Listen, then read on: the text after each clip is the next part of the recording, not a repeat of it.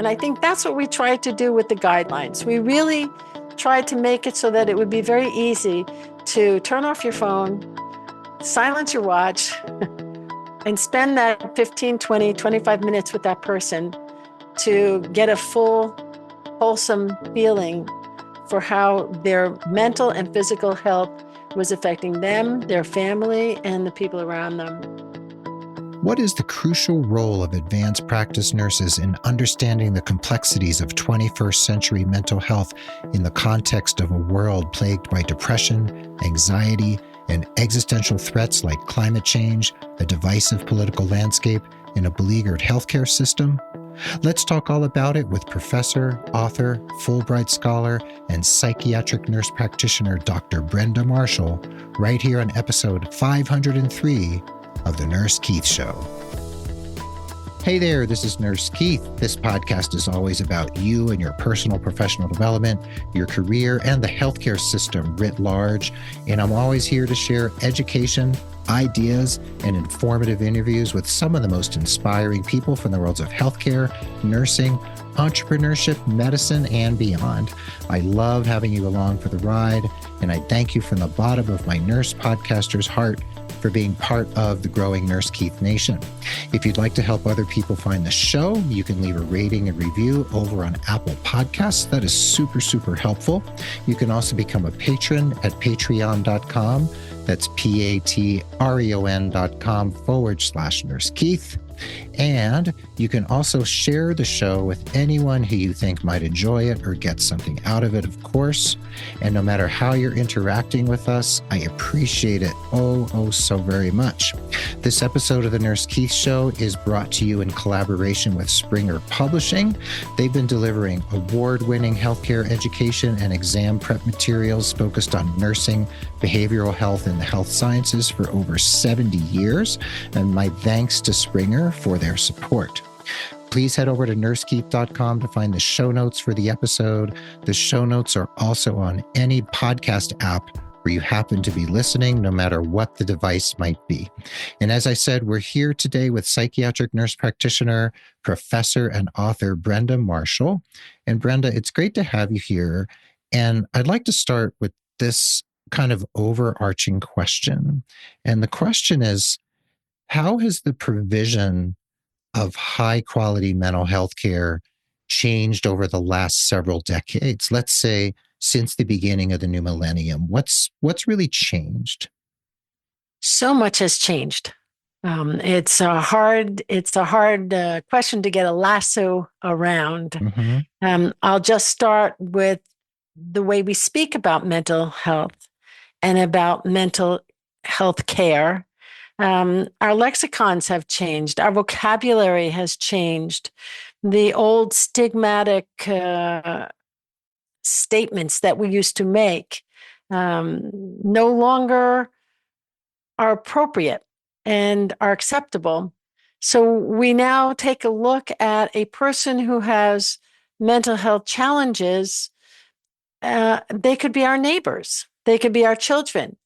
In the last millennium, we didn't really think about a child with ADHD as having a mental health problem. We didn't think about someone who had crossed over from social drinking to alcoholism as having a mental health problem, especially since COVID. The level of anxiety and depression and its correlation to loneliness and isolation was never really clearly identified. And now what we're seeing is that every one of us at some point in our life passes through these challenges, and some with a more chronic engagement, but every one of us has the need to support mental health. And to see it as that continuum, that we go from being mentally healthy, feeling good about ourselves, feeling good about our world, having social connection, and to the other extreme where we no longer care about our lives. We don't care about our appearance, and we don't care about our work. So I think that's the biggest change is the normalization of understanding that mental health challenges occur to all people in all walks of life. That makes a lot of sense. That resonates with me.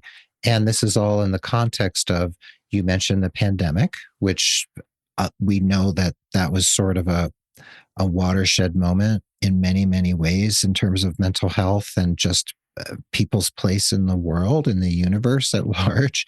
And we also have a political landscape that's very complex and very divisive and can be quite dispiriting to a lot of people. Climate change is an existential threat. So there's a lot going on to make 21st century life feel very complicated, very, I guess you could say, kind of heavy. And people feel like there's a lot hitting them. I mean, if we just looked at the economy, for instance, right now in 2025, we're recording this in January of 2025, things aren't easy for a lot of people. And, you know, you've done so much in the course of your career around mental health and advanced practice nursing. And I know that you have strong feelings about the need to have advanced practice nurses who can really embrace and champion all of these challenges of the 21st century. So, what's your vision of what advanced practice nurses can bring to this complex world that you and I are talking about? Well, nursing, just like all the other medical specialties like physical therapy, pharmacology, medicine, have specialists. And we're in a specialized time of our lives where if you are having a headache, you go to a neurologist. If your foot hurts, you go to a podiatrist. The same thing is happening in nursing. So you have family nurse practitioners and you have critical care nurse practitioners and you have um, other specialties that nurses in advanced practice are focused on, but mental health goes through all of it. And in the education and training of advanced practice nurses, in the past, mental health and psychiatry was just seen as a separate entity, not as sort of a foundation to physical health, which we now know it really is, that your physical health can greatly be affected by your mental health. Your stress level can increase your likelihood for cardiac problems. Your depression can make you less likely to be motivated to take medications for diabetes or heart disease. So, what this book really looks at is our respect for the different specialties, but also the need for every specialty to be aware of the impact of mental health and mental illness on physical well-being, so that all Mm, patients are seen through the lens of respect. And mental health is another one of those critical informants as to prognosis and as well as diagnosis. well said. And the book you're referring to is Psychiatric Mental Health Guidelines for Advanced Practice Nurses. You're one of the co-authors of that book, and it's published by Springer Publishing. And it's a very important book. I've read through quite a bit of it. You know, I'm not an advanced practice nurse, so it's pretty advanced for me as a bachelor's prepared nurse, but it's a very it's a very impressive book. And I'm curious, when you and your co-authors decided to put this book together, what were some of the main things you felt like really needed to be driven home for advanced practice nurses? I know you just mentioned that sort of that connection between mental and physical health, which is obviously crucial. Seeing it in that more holistic light. What else did you want to bring to the fore with this book so that people who are using it as a guide could really take it and maybe take their practice to the next level? So the book has 5 different segments to it. And so if if you are a nurse who's working in the emergency room and you have a patient who comes in with altered mental status, this gives you guidelines, a nice, clear indication of what possible diagnoses they could be. It doesn't necessarily indicate that it's a mental health challenge. It could be any other thing, like a person painting a room with no oxygen coming in and finding that now they've got some altered status just from inhaling those fumes.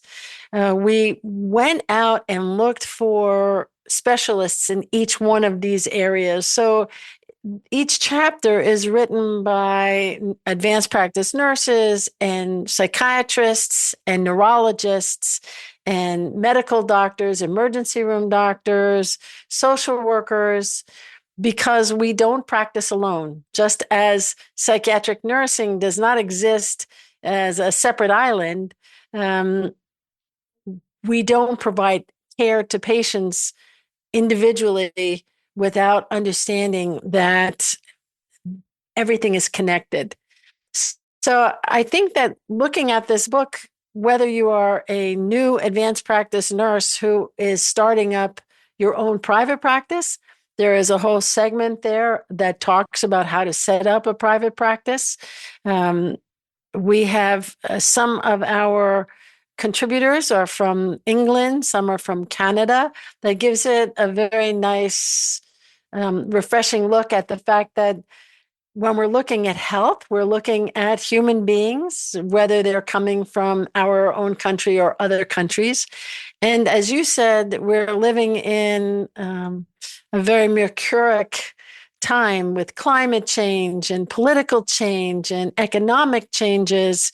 And this is really global. This is not just what we are going through here in the States. It is all over. And I think that this book really does a great job in bringing that kind of international flavor to the fact that as advanced practice nurses, we're going to be seeing patients from all over the world.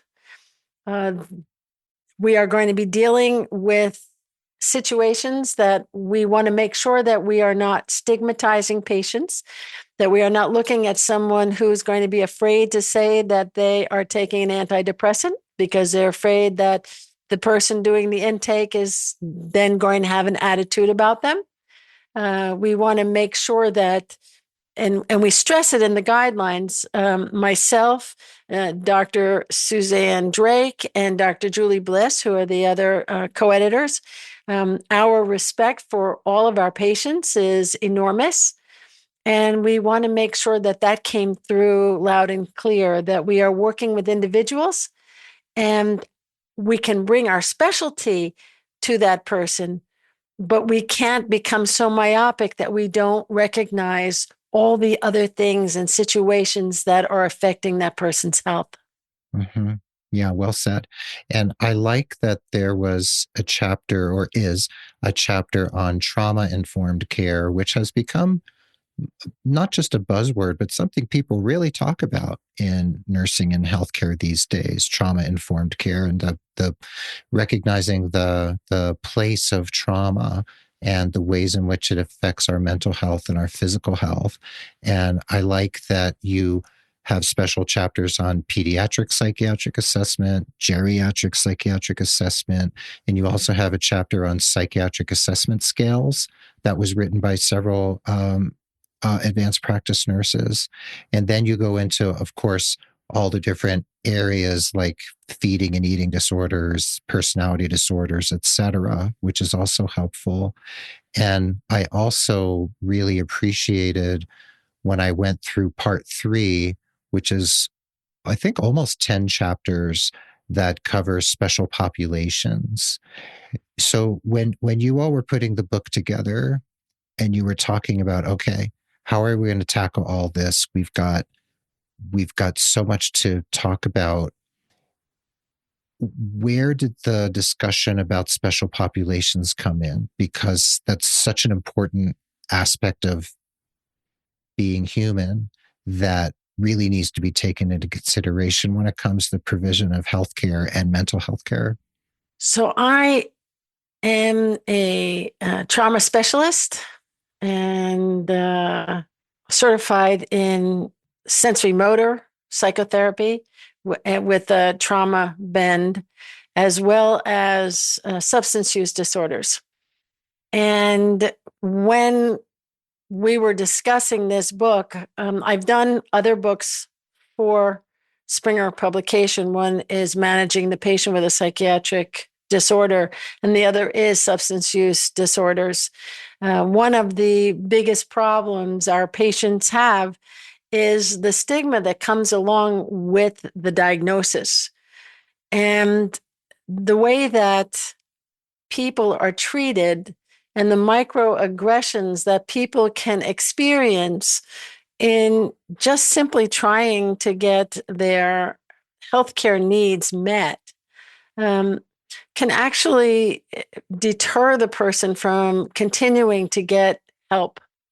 And so, as we thought about these special populations, who are the people who are difficult to reach? Who are the people that, for the most part, the human beings who work in emergency rooms and clinics kind of cringe when they walk in, because we are human beings, and you have someone who comes in and they smell bad, and maybe they have urine soaked pants on, maybe they have nits in their head, Mm-hmm. Our response to that person has to be gauged in, why have I chosen to become an advanced practice nurse?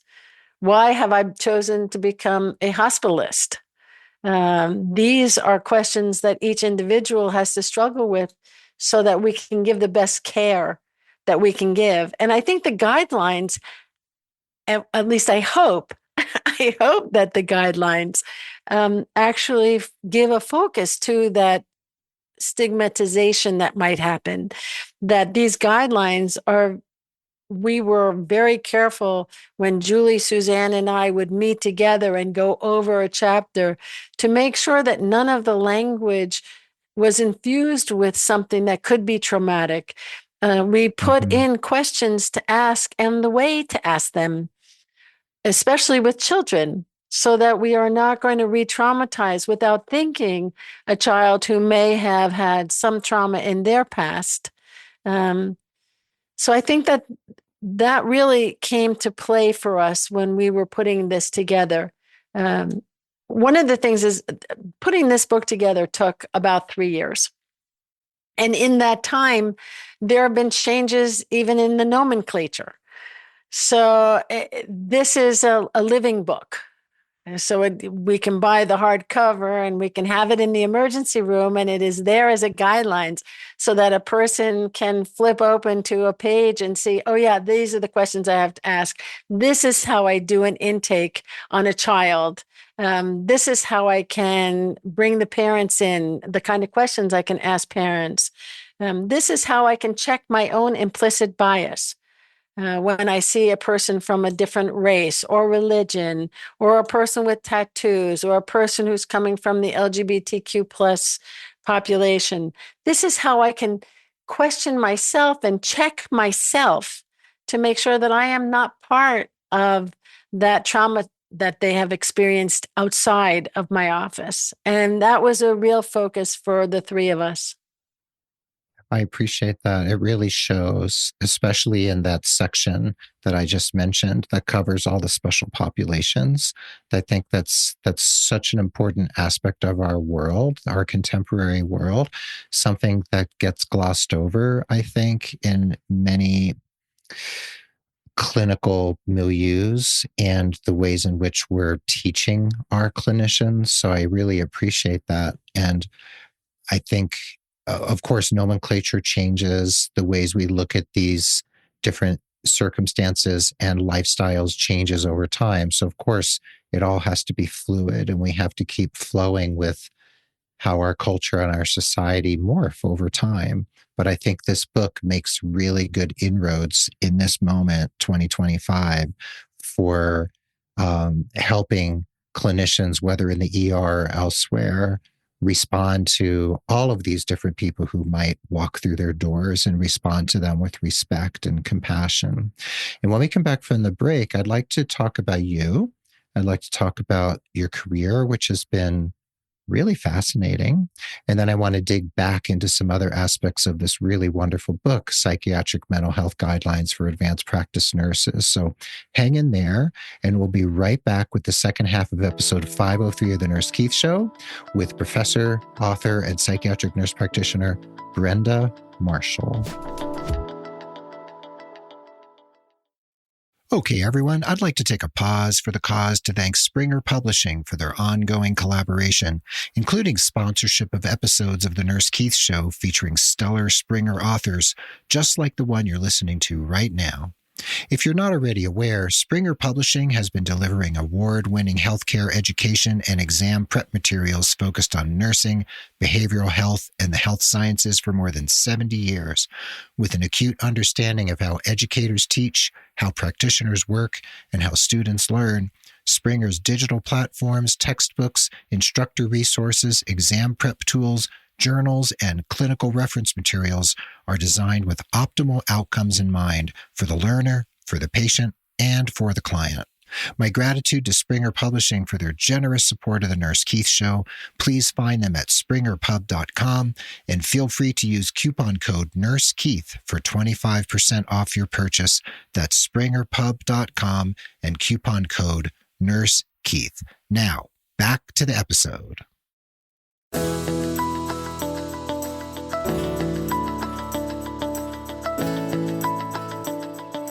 And welcome back to the second half of the episode. We're here again with friend of the pod and my new friend and colleague, Dr. Brenda Marshall. And Brenda, right before the break, we were talking about special populations in the way that you've addressed them in your book, Psychiatric Mental Health Guidelines for Advanced Practice Nurses, that was published by Springer Publishing not very long ago. And when you look into your crystal ball, for lack of a better term, and you think about the future and you think about all the APRN students who are in school right now or will be in school in the next 10, 20, 30 years to come, what are you hoping in terms of their ability to take a lot of the really important concepts that you've outlined in your book and really own them and really bring them into the heart of their practice? What are your hopes for 20 years hence? So to get a feeling for it, I have to think 20 years back. Mm-hmm. And I never thought that I would be seeing my patients on Zoom or on, Doc. The idea that now I can do psychotherapy over the phone, that I can write books like the books that I've written that engage other professionals, not just in the facts and the evidence, but also in the method of the delivery of care, and how nurses are the most trusted in the medical field. I think it's even beyond that. I think we are the most trusted group of professionals for many years running. And part of that, I believe, is because we have the capacity to see the human being who is in front of us, to respect the life and the lived experience of the person who we are looking at, who we are taking care of. My hope is that moving forward, that doesn't change, that we don't go to those 10 or 15-minute interviews that are so completely run by whether or not you have insurance, don't have insurance, which insurance you have. Um, this is my hope for the next 20 years, that some of those other pieces that are just as easily identified with an algorithm can be given to AI with us looking over it. But that part, that humanity that cannot be taken over by AI, remains with us. And that's my hope, is that as we go forward, and it's also why we wrote this book, to understand the whole person, you cannot separate them from their lived experience. Whether it is Mhm. a lifetime lived experience or whether it is seeing someone, as young people now in school, seeing someone get shot in your classroom. This is something that we have to take into consideration when we are doing our diagnoses, when we are providing our care, when we are just chatting with our patient and establishing our therapeutic relationship. That alliance is of utmost importance for the person to be able to get well. And most people who Mm. are in advanced practice nursing do not get a special course in psychiatric nursing. They get their course of psychiatric nursing as their general nursing course, and then they specialize.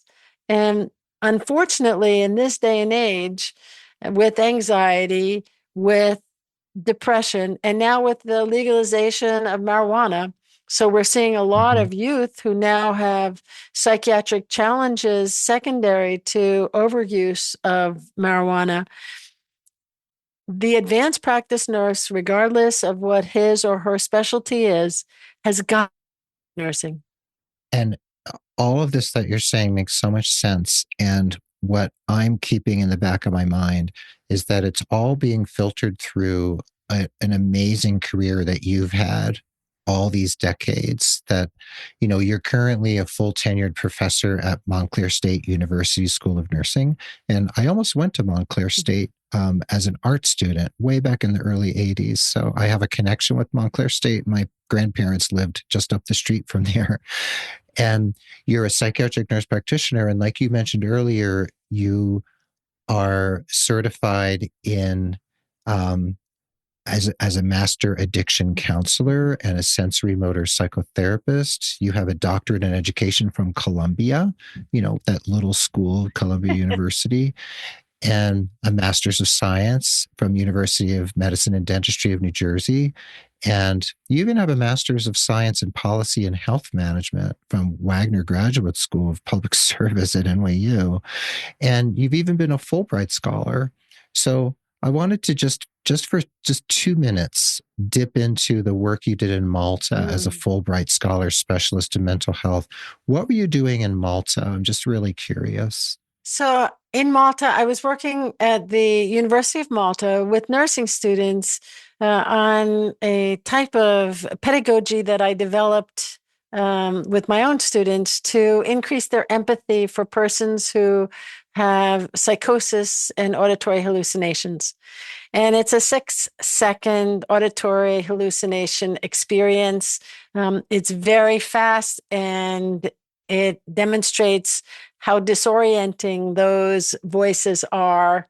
Um, we tested it, we found the evidence behind it, and saw that it actually did increase empathy. And so I went there to teach that to the nursing students there. But while I was there, I also worked with a, the church.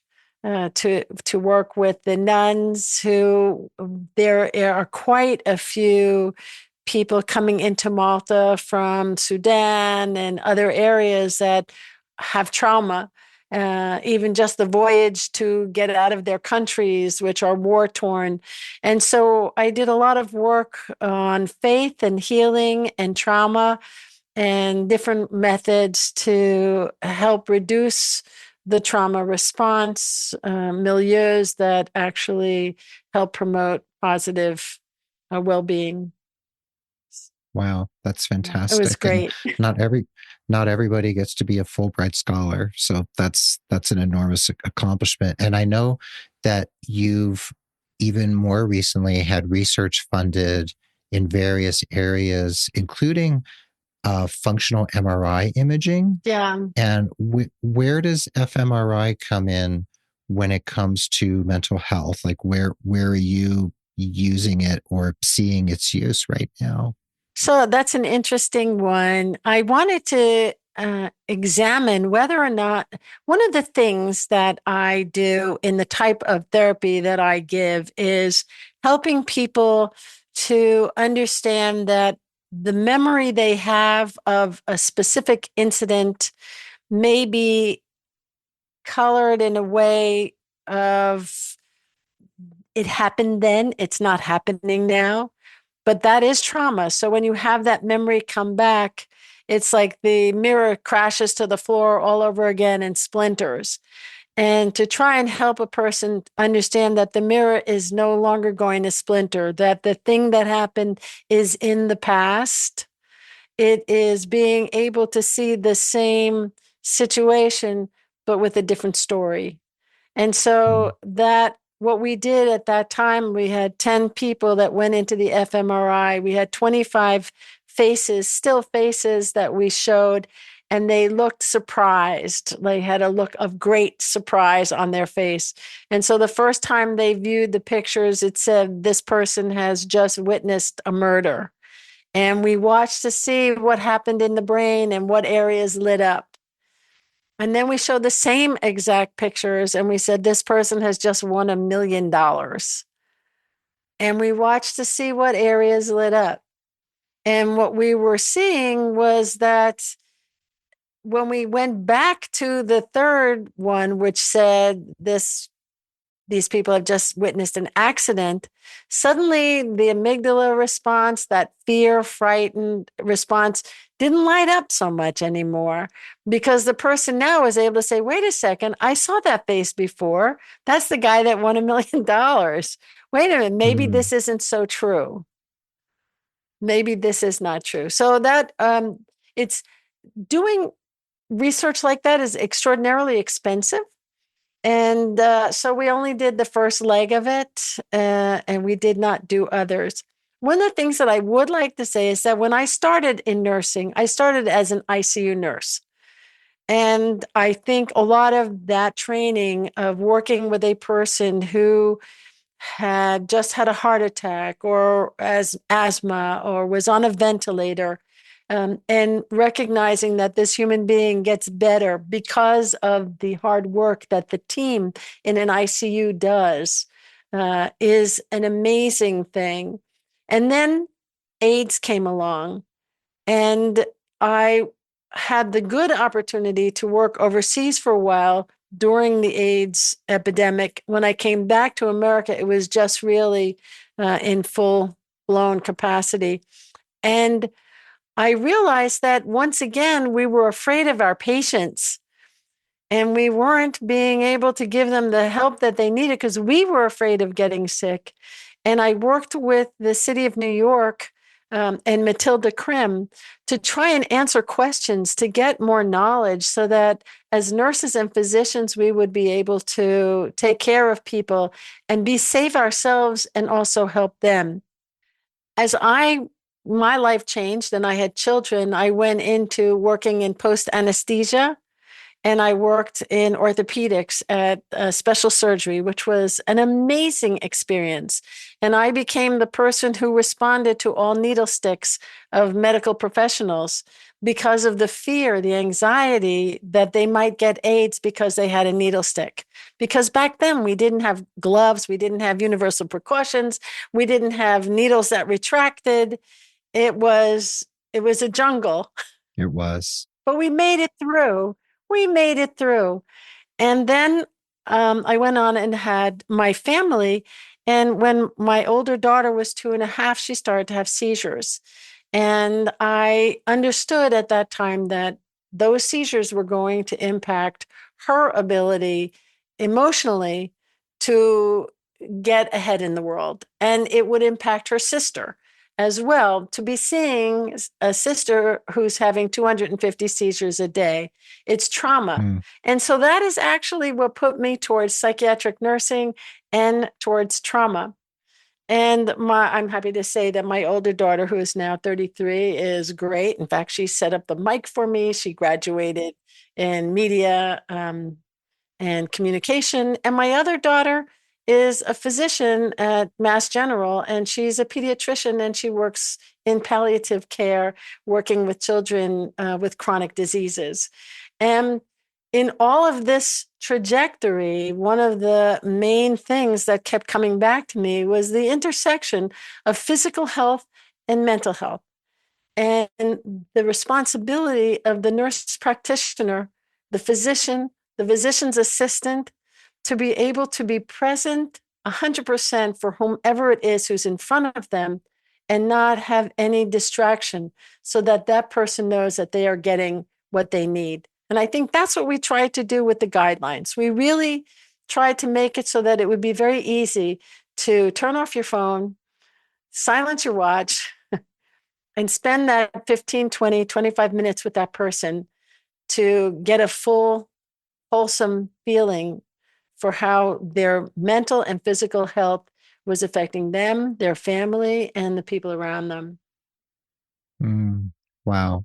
Well, that's all really wonderful food for thought. And first, I just want to reflect that you've raised two wonderful women who I'm sure are model citizens doing great work in the world. So thank you for that. That's a Thanks. wonderful accomplishment in and of itself beyond your storied nursing career.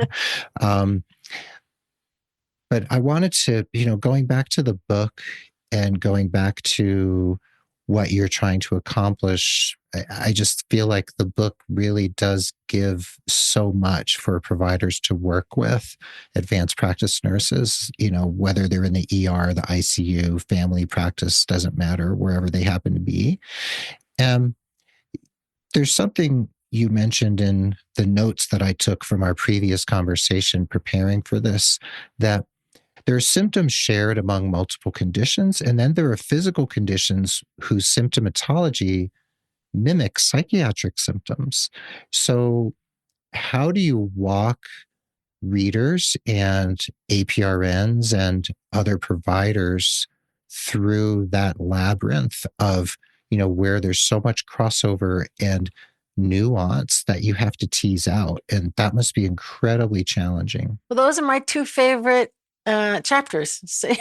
Oh, Those are my great. two favorite chapters.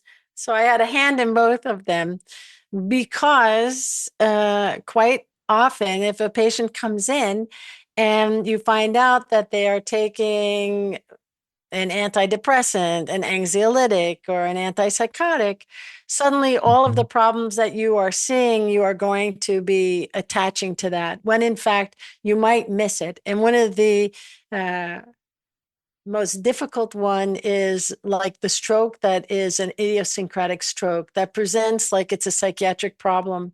And that patient gets sent Mm. to a psychiatric floor and then has a full blown stroke, which could be prevented if they are recognized to be having the beginning of an idiosyncratic stroke. So, one of the chapters about the masquerading symptoms is written by my husband, who is a physician and a chief medical officer in a New York City hospital. And the two of us had a great time really sitting down and looking at what we thought were perhaps the most common and then some of the less common, so that when people look at that one, if they're thinking, oh, this must be psych because the person, so many people are on antidepressants that that's almost like taking a multivitamin anymore when you really take a good history. So looking at a patient and thinking that perhaps what you're seeing is related to their psychiatric illness rather than to be seeing it as something that is a medical illness helps us to miss the proper diagnosis. The other one is Mm. the other piece is that when you look at someone who has cancer, they are very frequently also going to have depression, because having cancer is scary and depressing. And the idea of a young person who has to get chemo, who may have to get radiation, whose body is changing because of surgery, where they have scars, for us not to recognize that that person preemptively needs to be able to be seen by somebody who's going to support their psychiatric health, because that will help them to recover from their physical ailment. So it goes both ways. My two favorite chapters. Well, I hit the nail on the head for you there then. Yeah. So, and that's wonderful that your husband was able to collaborate with you on those. And, I can't recommend this book highly enough. I'm so glad to have a copy myself. I have a electronic copy, a Psychiatric Mental Health Guidelines for Advanced Practice Nurses. And like we said, it's published by Springer Publishing. And they're so kind to have connected me with you. And you're an amazing nurse doing amazing work in the world. And I really admirer of yours, a great admirer of yours. And before we wind down, I have 4 quick lightning round questions I ask all of my guests. And I was wondering if you'd be willing to indulge me and play with me for a couple minutes by answering these 4 questions, which pretty much have nothing to do with anything we just talked about. 100%. Yeah. Okay. So the first question is, of everything there is to understand, what's something about life or human nature or the world around you that is something you would really like to understand? I'd like to understand how my dog gives me unconditional love and lets me know it without ever saying a word. Hmm, interesting. I have a dog who does the same. I bet many, many listeners do. Yeah, the animal human bond is pretty fascinating, isn't it? Maybe that's your next book. So that's a good one. Okay. Second question. Who's one of your heroes? Could be someone living or dead, a really famous person, or someone from your personal life who none of us would ever have heard of, but who holds a special place in your heart. So my father was and is Hmm. my hero. I actually have a picture of him. He died when I was young in 1979 while he was jogging. And he has truly motivated me and guided me every step of my way, because he spent the first 2 decades of my life teaching me how to be who I am. He was a general practitioner and a philosopher king, and he should have been a writer, but he became a doctor instead. Hmm. Wow, that's wonderful. What was his name? Jerome Lebowitz. Hmm. Thank you for that. Okay. Third question. Is there a book or even a film or movie that has changed your life or impacted you in a significant way? It could be anything at all. It doesn't have to be an absolute favorite, but just one that's sort of like a touchstone for you. So there is a book that I read 3 times a year, or I listen to it, or I read it. It's The Alchemist by Paulo Coelho. Oh, yeah. And I just love it. And it just reminds me that there is so much in life that we don't understand and we overlook, and we lie to ourselves about. And it helps us to be a lot clearer about being focused on what it is that we want and how it is that we can go about it. Mm, that's a great one. The Alchemist by Paulo Coelho. Yeah, good one. Okay. Last question. This is a little one. If you were named queen of the world tomorrow and you had ultimate power and you could do Mm. anything you wanted and you would have the ability to do it all, what would be your very, very first act right out of the gate to improve the lives of your subjects? So if I was the queen of the world and there was something I could do tomorrow, um, I think that I would make healthcare free everywhere. Mm-hmm. I would make medical school free, nursing school free, and the provision of healthcare free to everyone, everywhere. That's a good one. That's along the lines of what many others have said. And I think there's a reason many people have said it, because we all see the absolute necessity of that. And bringing that about is not an easy one, but I'm sure you would if you were queen of the world. So you would definitely have my vote. Well, Brenda Marshall, Dr. Brenda Marshall, thank you so much for being here with us. This book is really fantastic. Psychiatric Mental Health Guidelines for Advanced Practice Nurses. And you have many other books and also some excellent videos, I have to point out. Your time as an actress over the years really comes to bear in the wonderful videos you've done about mental health. We'll try to get some links to those in the show notes. People can find you at bmarshallauthor.com. And of course, springerpub.com if they'd like to find any of your books published by Springer Publishing. So thank you so much for gracing the airways. Thanks for being here with us. And I'm grateful to Springer for connecting us. So thank you, Brenda. Thank you so much. Thank you. This has been really delightful. Well, there you have it. Thanks for listening to this episode of The Nurse Keith Show. The show notes will be at nursekeith.com and also in the app where you're listening on your smartphone or other device. I hope you feel uplifted and empowered from this episode.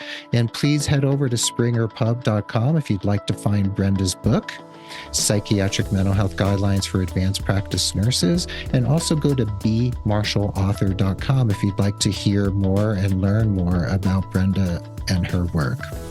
If you need personalized holistic career coaching to elevate your nursing career, please check out Nurse Keith Coaching and nursekeith.com. Mention the show and get 10% off your first coaching package. We are proud members of the Health Podcast Network at healthpodcastnetwork.com. We're adroitly produced by Rob Johnston of 520R Podcasting. And my thanks once again to Springer Publishing for their collaboration on this special episode of the Nurse Keith Show. And you can find them at springerpub.com. And before we say goodbye, I'll leave you with this quote, one of my very favorites by the musician Robert Fripp. May my living honor my parents. May my living repay the debt of my existence. Be well, dig deep, seek joy, keep in touch. This is Nurse Keith saying adios till next time from beautiful Santa Fe, New Mexico, and the inimitable Dr. Brenda Marshall saying arrivederci from Wayne, New Jersey. All right. Thank you to Brenda. Thanks to Springer Publishing for bringing Brenda to the airwaves here. And we will catch you, of course, on the proverbial flip side.